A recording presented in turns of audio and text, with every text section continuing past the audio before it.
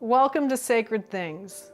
This series of videos is dedicated to sharing truths that the Lord made real to me and helped me to live out as I went through the devastation of sexual sin in my marriage. I call them sacred because they came to me as I cried out to God for the wisdom I so greatly needed during that difficult time. My desire is that you will find hope, direction, practical answers, and spiritual insight into how to deal with and live with a man addicted to sexual sin.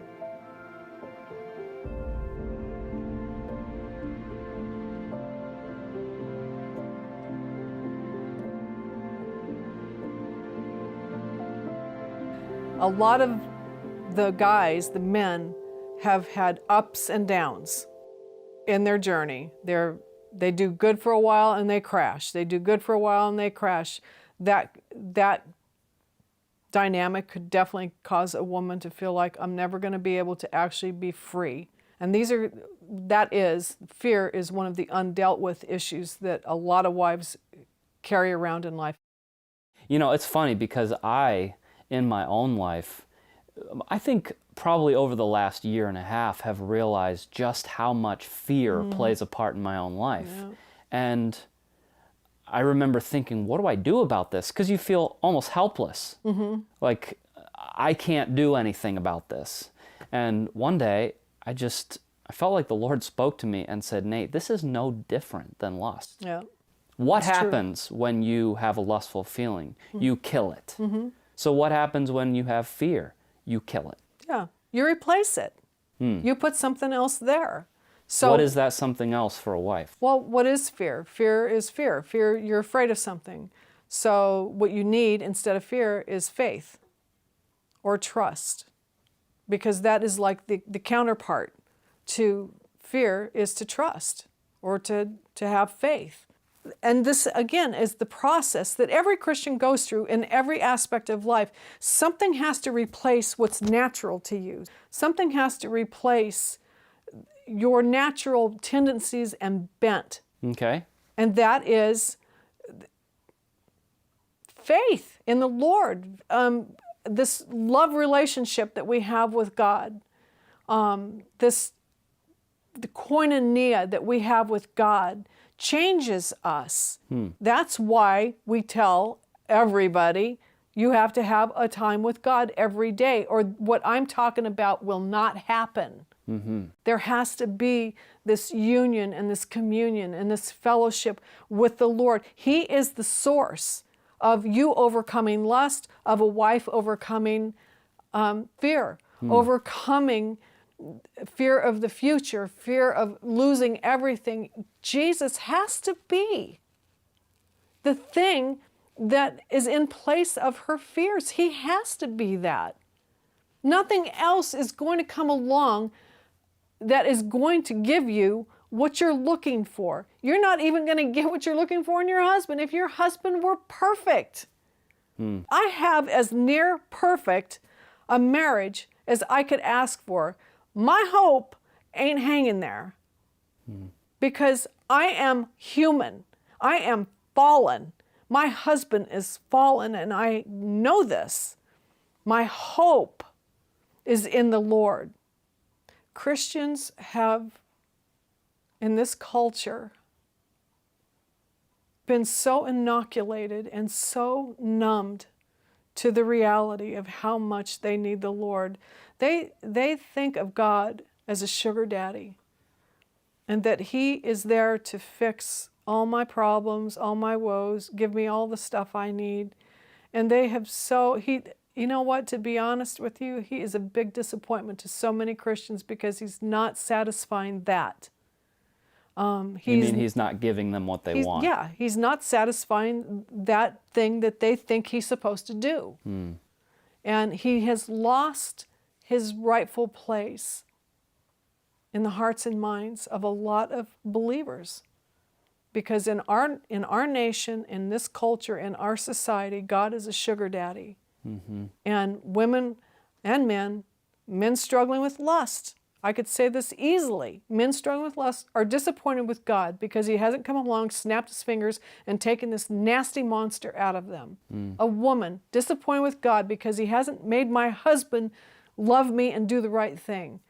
And that comes out of a very, very wrong idea of who God is.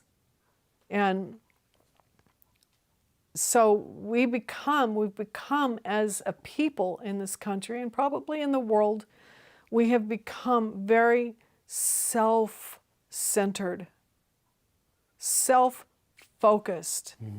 And God is there to satisfy all that self stuff. So when your hope is in a person, your bottom is going to drop out. Even if he's actually legitimately doing well. Yeah.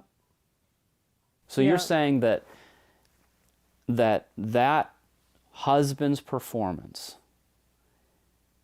there is no level that he can attain that can satisfy the attitude and the spirit that you're talking about if a wife is just given over to fear or anger or bitterness or whatever. Those things have to be dealt with. I had to deal with my issues long after Steve got his heart right with God, long after he was doing the right thing. I had to deal with me and the stuff that was in me, because it doesn't just go away just because he started doing the right thing. That was me. That's who I am. That's who I was. That is what was coming out of me. And so Steve getting it together and doing the right thing didn't take care of me. Yes, now I have peace in my home. We have a loving relationship. It's wonderful. Everything's amazing. But I'm still, I'm not hanging my hope there. My hope is in the Lord, and it always will be. And I'll tell you something else, especially I want to say this to younger women. You don't realize it now, but in 10, 20, or 30 years, you're going to realize how much time you blew by waiting for him to get it together so you can have your happiness. You better find it in Christ right now.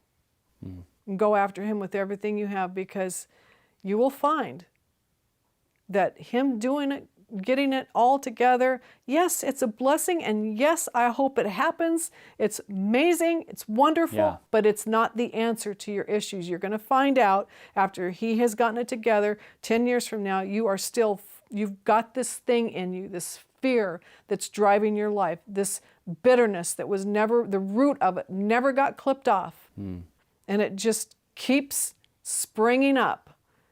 So you can blame your husband for your fears, and you can live an empty life because you can't put any hope in him.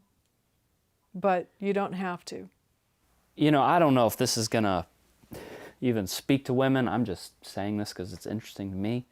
But it really reminds me of the mindset that was in the Jewish community when Jesus came on the scene. Because their whole mindset was that when the Messiah comes, he's going to throw off the Roman oppressor, he's going to exalt us back to the place that we thought he was promising us.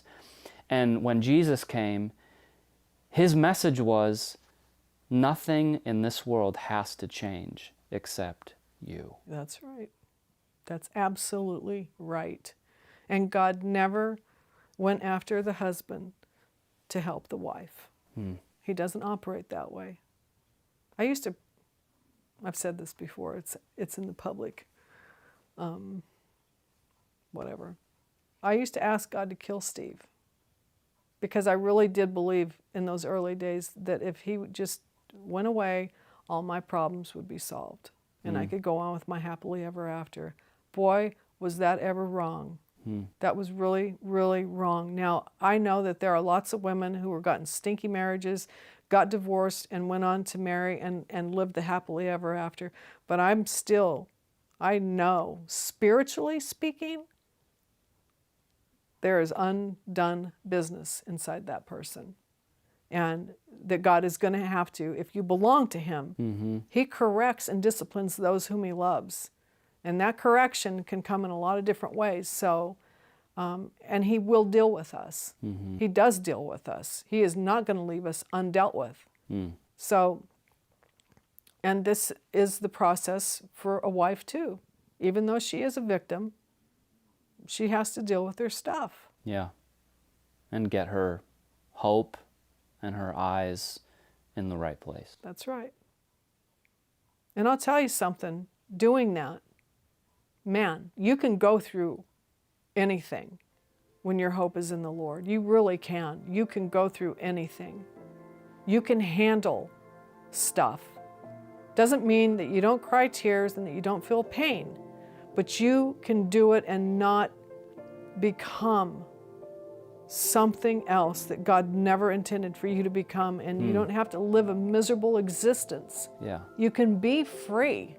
Yeah. Suffering, I know so many people who suffer so much and do it with such joy because their hope is in the right place. And that's the only way you can do this.